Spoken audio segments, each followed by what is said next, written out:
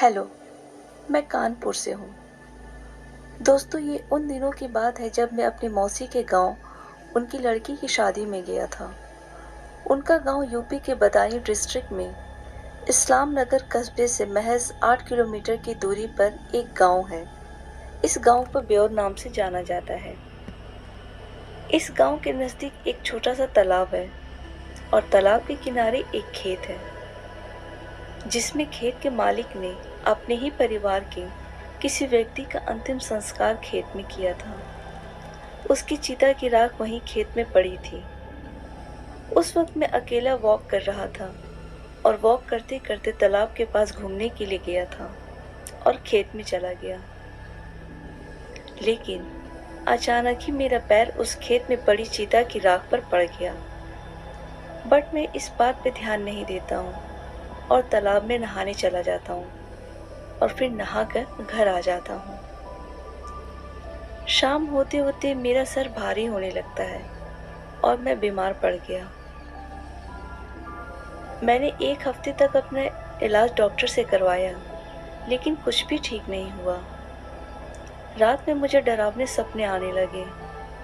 मैं और भी गंभीर रूप से बीमार पड़ गया। तभी मेरे मौसा जी ने अचानक मुझ पर ध्यान दिया कि कोई तो बात है जिसकी वजह से ये ठीक नहीं हो पा रहा है। आपको बता दूं कि मेरे मौसा जी को तांत्रिक विद्या की थोड़ी बहुत जानकारी है। मौसा जी ने बताया कि इस लड़के के ऊपर शायद किसी ऊपरी साया का चक्कर है।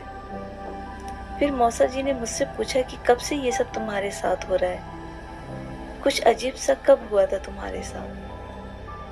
तब उस दिन की घटना मैंने सारी मौसा जी को बता दी। सब सुनने के बाद मौसा जी अपने किसी तांत्रिक दोस्त को घर लेकर आए।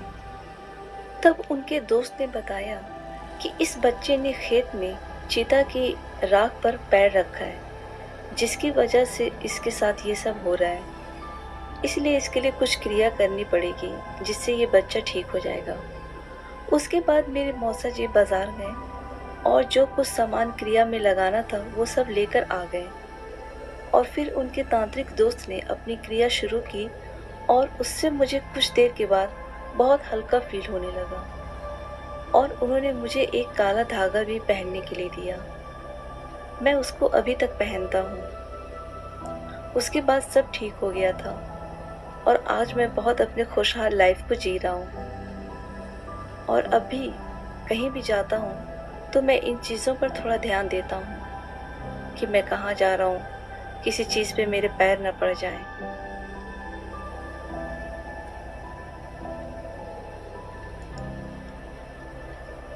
दोस्तों, मेरा नाम राज है। भूत प्रेत को लेकर सभी के मन में अलग अलग विचार होते हैं। कोई मानता है, कोई नहीं मानता है। एक रात मैं अपने ऑफिस में काम करते हुए काफ़ी लेट हो जाता हूँ और मैं उसी वक्त अपने बाइक से अपने घर जा रहा था। रास्ते में अचानक से एक लड़की खड़ी हुई नजर आती है। मैं बहुत हैरान था कि आखिर इतनी रात गए ये लड़की यहाँ अकेले क्या कर रही है। पर फिर भी मैं बाइक रोककर उस लड़की से पूछता हूँ कि क्या कोई हेल्प चाहिए। वो बोलती है कि उसे लिफ्ट चाहिए। वो अपने दोस्त के घर से आ रही थी। मैंने ज़्यादा नहीं सोचा और उस लड़की को अपनी बाइक पर बैठा लिया। कुछ देर तक सब कुछ सही चल रहा था।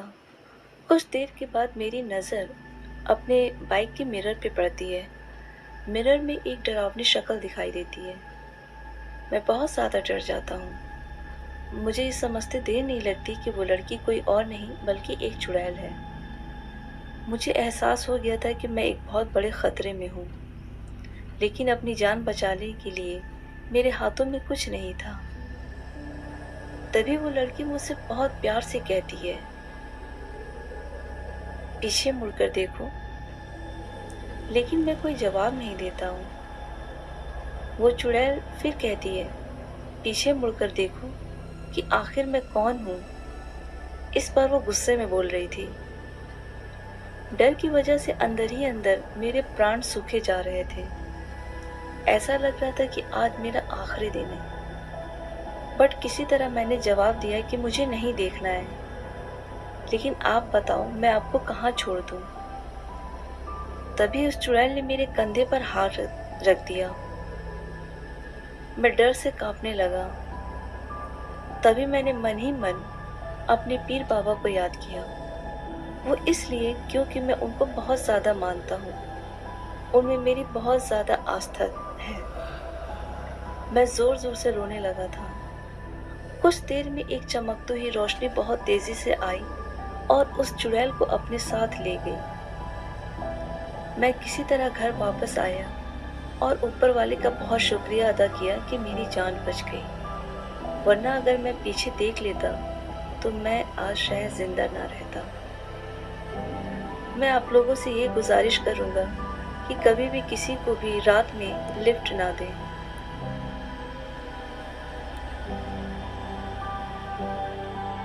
मैं बनारस का रहने वाला हूँ और बनारस में हमारी एक बनारसी साड़ी की दुकान है।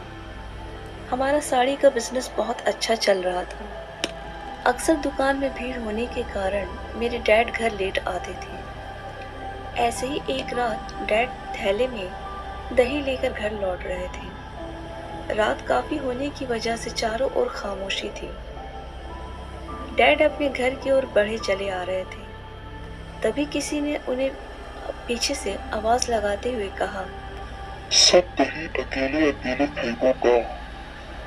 डैड ये सुनकर चौंक जाते हैं और वो इधर उधर देखने लगते हैं, बट उन्हें कोई नजर नहीं आता है।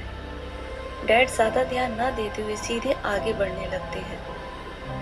अभी वो कुछ कदम चले ही थे कि उन्हें वो आवाज फिर से सुनाई दी, सब दही अकेले अकेले फेंकोगा। डैड आवाज सुनकर सहम जाते हैं और उनको एहसास हो गया था कि ये कोई ऊपरी साया का चक्कर है। इतने में डैड को तीसरी बार फिर वही आवाज सुनाई देती है। उन्हें बड़ी सूझबूझ से काम लिया, जैसा कि उन्हें लग रहा था कि यह आवाज सामने वाले पेड़ से आ रही है, जो कि काफी बड़ा और घना था। डैड ने वो दही का थैला वहीं उस पेड़ के नीचे रख दिया और बिना पीछे मुड़े वो सीधे अपने घर चले आए। घर पहुंचकर उन्होंने सारा हाल सुनाया, साथ ही गांव के पंडित जी से इस बात पर चर्चा भी की। पंडित जी ने बताया कि उन्होंने अच्छा किया कि वो दही का थैला वहीं रख कर आए, नहीं तो वो आत्मा पीछे पीछे घर तक चली आती और किसी न किसी को हानि पहुंचा सकती थी। कहते हैं कि कभी भी खाने पीने की सफेद चीजों को बाहर लेकर नहीं जाना चाहिए। इन चीजों पर भूत प्रेत आत्माएं बहुत जल्दी आकर्षित होती है। दोस्तों, आपका क्या कहना है इस बारे में कमेंट करके ज़रूर बताइए।